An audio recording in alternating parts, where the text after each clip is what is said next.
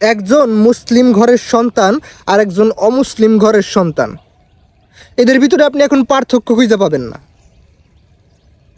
একজন মুসলিম ঘরের সন্তান, সে এখন হারাম হালাল বেছে চলে না, আল্লাহ তাআলার আদেশ নিষেধ বেছে চলে না।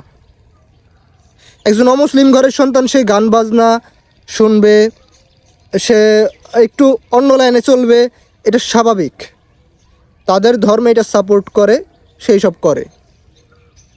কিন্তু আপনি আমি একজন মুসলিম ঘরের যুবক, আপনি আমি একজন মুসলিম ঘরের সন্তান, আপনার আমার উপরে অনেক কাজ ফরজ আছে এবং অনেক কাজ নিষেধ আছে।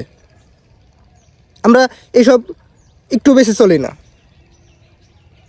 ইসলাম ধর্ম এটা সহজ এবং শান্তির, কিন্তু এই সহজ আর এই শান্তির বাইরে যায় যখন আমরা শান্তি খুঁজতে যাই, তখনই আমরা অশান্তিতে পড়ি।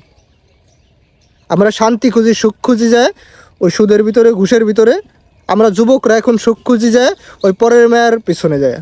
আমরা মনে করি যে না, এই মেয়েটার সাথে কথা বললে হয়তো আমি ডিপ্রেশন থেকে বের হয়ে যেতে পারবো, এই মেয়েটার সাথে একটু আমার মত বিনিময় করলে হয়তো আমার মনটা একটু হালকা হবে। পরের মেয়ের পিছনে আমরা সুখ খুঁজি, শান্তি খুঁজি, যেটাকে আল্লাহ তাআলা হারাম বলছেন, যেটা জেনা। এখন তো আমরা এইসবকে মানে ওইরকমভাবে চিন্তাই করি না, ভাবিই না। এখন দেখেন, একজন অমুসলিম ঘরের সন্তান, একজন মুসলিম ঘরের সন্তানের ভিতরে পার্থক্য কোথায়? কোথায় পার্থক্য? আপনি পার্থক্য খুঁজে পাবেন না। অথচ আপনি যদি একটু গভীরভাবে চিন্তা করেন, দেখবেন যে তাদের ভিতরে আমাদের ভিতরে অনেক অনেক পার্থক্য থাকার দরকার ছিল, যেটা নাই। আপনি আমি এখন ওই তাদের মতন হয়ে গেছি। তারা গুনাহের কাজ করে, আমরাও গুনাহের কাজ করি। তারা গান বাজনা করে, আমরাও গান বাজনা করি। তাদের ধর্মে গান বাজনাকে হয়তো সাপোর্ট করে, আমাদের ধর্মে তো গান বাজনাকে সাপোর্ট করে না। আমি আমাদের ওই অন্য ধর্মের ভাইদের প্রতি, অন্য ধর্মের মানুষের প্রতি সম্মান রেখেই কথাগুলো বলতেছি, আপনারা মন খারাপ করবেন না।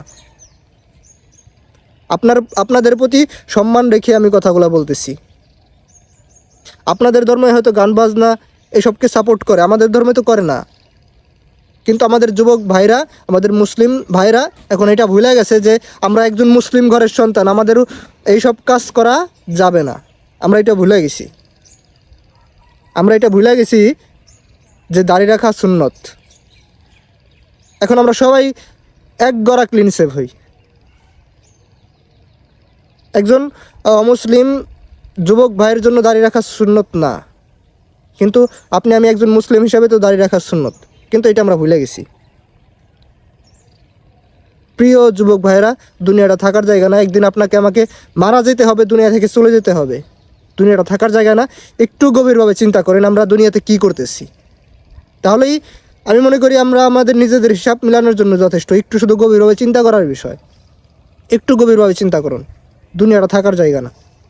দুনিয়া থেকে ধনী গরিব, মুসলিম অমুসলিম সবাইকে মারা যেতে হবে, এটা সবার জন্য সমান। কিন্তু মারা যাওয়ার পর আমাদের সাথে যেন ভালো হয়, সেইটা ভেবে দুনিয়াতে কাজ করা উচিত। আমরা যেন মারা যাওয়ার পরে ভালো থাকতে পারি।